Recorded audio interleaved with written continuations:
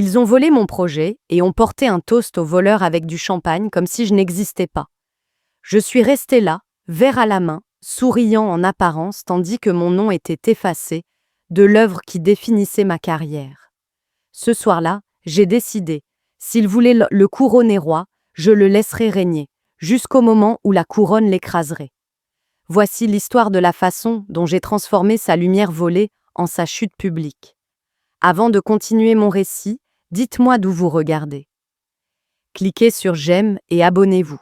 Croyez-moi, vous voudrez savoir comment tout cela se déroule. Ils appelaient cela une célébration sur le toit, un toast à l'innovation, mais j'ai su exactement ce que c'était au moment où Nathan Cole s'est avancé avec mes diapositives de présentation derrière lui. Mon projet, celui que j'avais construit au prix d'une année de nuits blanches et de week-ends silencieux, devenait soudainement sa vision. La foule applaudissait, la PDG Diane Morris levait son verre et Nathan souriait comme s'il venait d'inventer le feu. Mon nom ne fut jamais mentionné. Je restais en retrait, avec un gobelet de champagne tiède à la main, observant des mois de travail disparaître sous les yeux de mes collègues. Pas de licenciement, pas de confrontation, pas de réunion avec les RH. Juste une disparition nette et sans éclat, comme si je n'avais jamais fait partie du projet. Voilà comment cela se passe dans les tours de verre du centre-ville de Chicago. On ne vous met pas toujours à la porte sous escorte. Parfois, on se contente de vous rendre invisible. Je n'ai pas pris la parole, je n'ai pas crié. L'indignation n'aurait fait que confirmer l'histoire qu'il racontait déjà. Nathan était le leader, le visionnaire, et moi, seulement un rouage anonyme. J'ai laissé les applaudissements résonner. J'ai gravé dans ma mémoire le pli suffisant de son sourire et le soulagement dans les yeux de Diane, comme si elle avait enfin trouvé son garçon prodige. Mais au fond de moi, quelque chose est devenu froid et précis. S'il voulait de lui comme sauveur, alors je contribuerai à bâtir l'illusion. Je l'alimenterai, la nourrirai, et je veillerai à ce que l'étoile de Nathan s'élève plus haut que quiconque n'aurait pu l'imaginer. Parce que lorsque la chute viendrait, et elle viendrait, elle ne laisserait pas qu'une simple blessure. Elle briserait tout. Ce soir-là, je suis rentré chez moi non pas vaincu, mais aiguisé. Ils croyaient m'avoir effacé. Ce qu'ils n'avaient pas compris, c'est que l'effacement ne détruit pas une personne, il la libère pour écrire la fin selon ses propres termes. Dans les jours qui suivirent la fête sur le toit, je rejouais chaque instant dans ma tête, non pas avec colère, mais avec analyse. Nathan Cole ne m'avait pas surpassé. Il avait simplement exploité le fait que, dans cette entreprise, personne n'accordait de valeur au travail discret, à moins qu'il ne soit porté par un costume sur mesure et accompagné d'une voix forte. Diane, notre PDG, l'adorait parce qu'il lui rappelait sa propre image 20 ans plus tôt. Charismatique, audacieux, toujours prêt à lancer une phrase qui sonnait visionnaire, mais ne signifiait rien. Ce qu'elle ne remarquait jamais, c'est que ses visions sortaient directement des brouillons que j'affinais depuis des mois. Mon nom n'était pas sous les projecteurs, mais il était inscrit dans l'ADN de chaque diapositive, de chaque modèle de données, de chaque proposition. Et c'était là, mon levier. Depuis des années, j'avais été méticuleux, documentant chaque itération de mon travail, conservant des copies personnelles avec horodatage, enregistrant mes droits de propriété intellectuelle chaque fois que possible. Mes collègues se moquaient non de moi, me traitant de paranoïaque, mais j'appelais cela une assurance. À présent, cette assurance ressemblait davantage à une arme. Pourtant, je savais que simplement démasquer Nathan ne suffirait pas.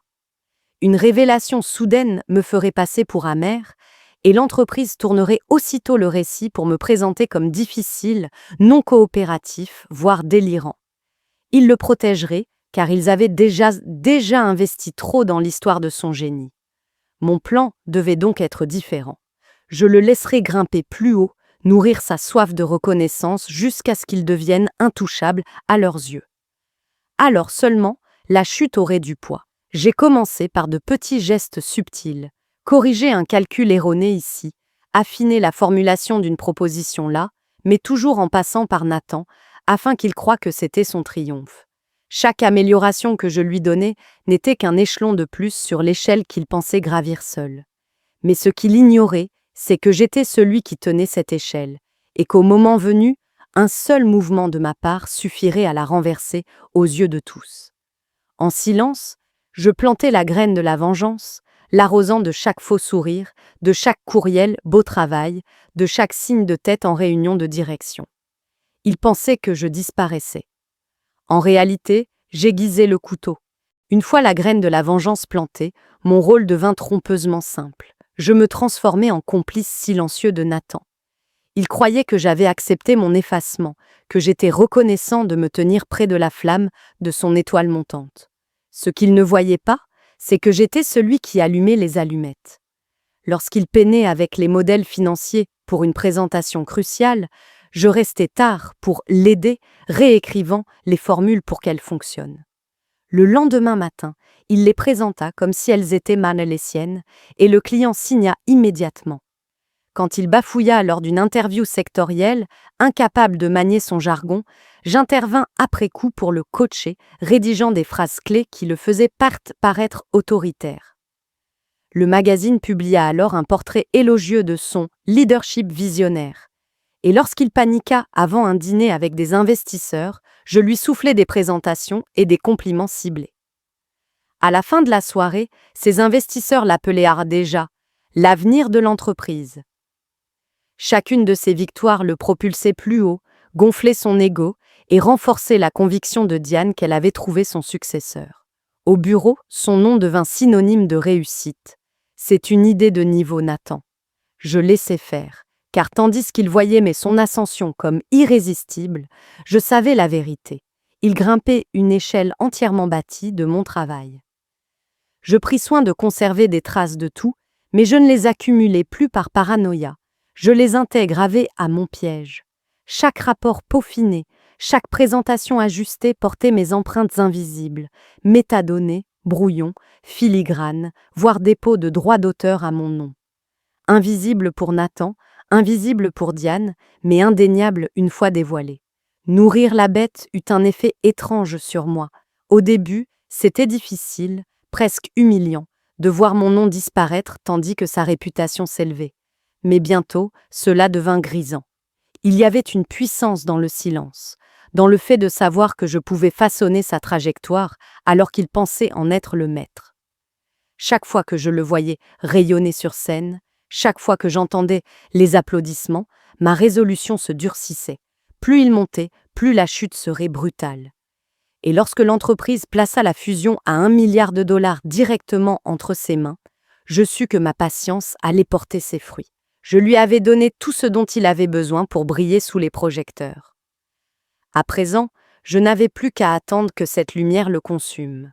La fusion était le genre d'accord qui réécrit des carrières et grave des héritages, et Nathan Cole reçut les projecteurs comme s'il l'avait mérité. Diane le présenta comme l'architecte de notre avenir, le faisant défiler devant les membres du conseil, les investisseurs et la presse. Il se pavanait sous l'attention, persuadé que son génie l'avait conduit jusque-là. Mais je connaissais la vérité. Chaque brique de la scène éclatante sur laquelle il se tenait, c'était moi qui l'avais posée, et j'y avais déjà dissimulé les fissures. La paperasse de conformité pour la fusion était colossale, des centaines de pages de cadres, de contrats et de structures réglementaires. Nathan, bien sûr, les survolait au mieux. Il préférait déléguer les détails, me confiant les trucs ennuyeux pendant qu'il perfectionnait ses punchlines. Il ignorait totalement que profondément enfouis dans ses dossiers se trouvaient les cadres originaux que j'avais créés des années plus tôt, soigneusement filigranés et enregistrés à mon nom. Ce n'était pas évident, pas au premier regard, seulement des schémas techniques, des organigrammes, des annexes, mais dans les petites lignes, l'attribution menait directement à moi. Je les avais glissés discrètement, noyés parmi les documents de fusion qu'il signait à la hâte. Pour tous les autres, il était le maître d'œuvre. Pour le système, il n'était qu'un voleur, les mains posées sur une propriété volée. C'était comme tendre un piège sur un fil tendu. Chaque pas qu'il faisait, souriant aux caméras et serrant des mains, l'approchait un peu plus du moment où la corde céderait. Je n'avais pas besoin de pousser, je n'avais pas besoin de prononcer un mot.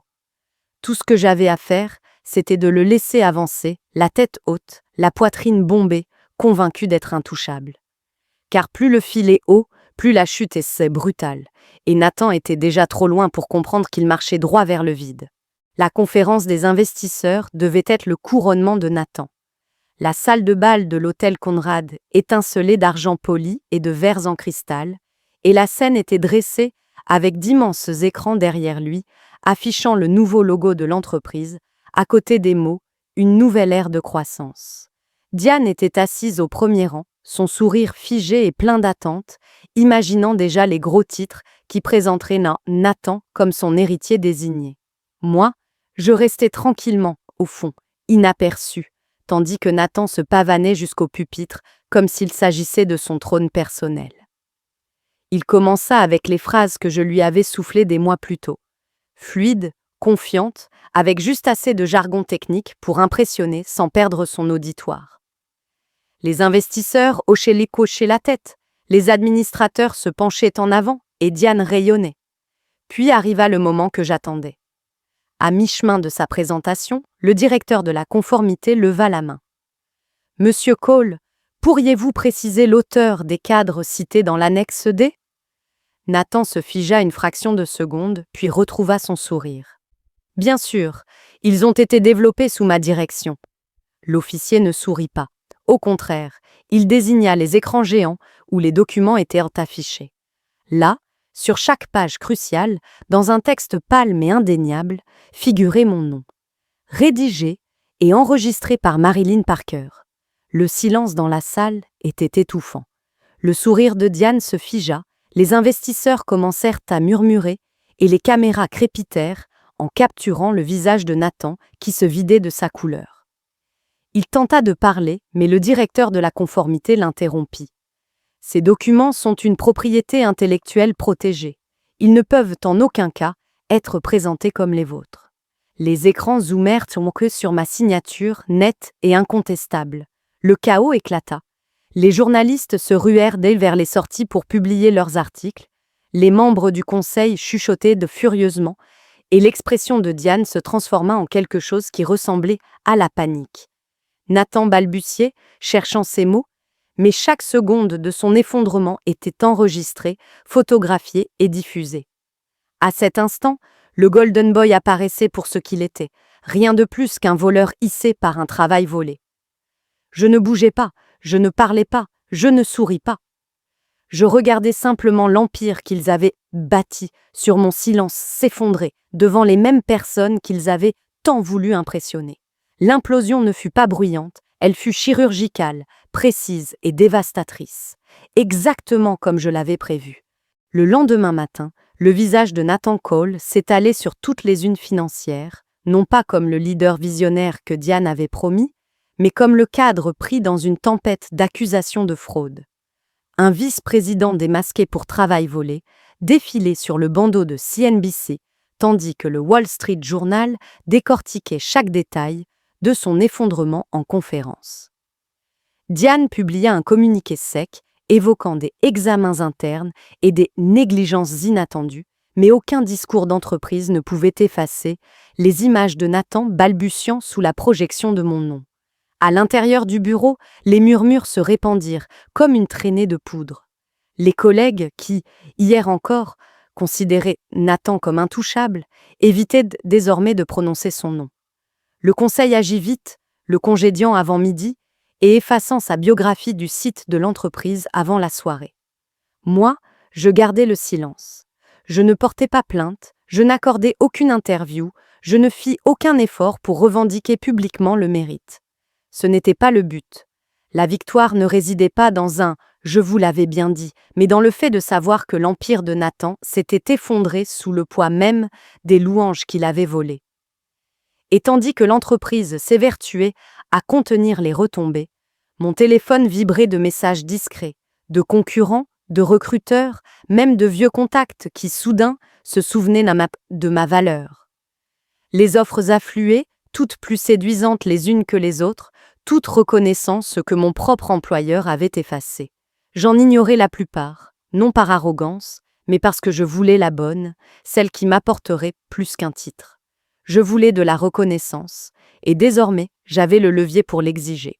2 semaines plus tard, tandis que le nom de Nathan continuait de pourrir dans les gros titres et que Diane s'épuisait à rassurer les investisseurs, je franchissais les portes d'un nouveau bureau de l'autre côté de la ville.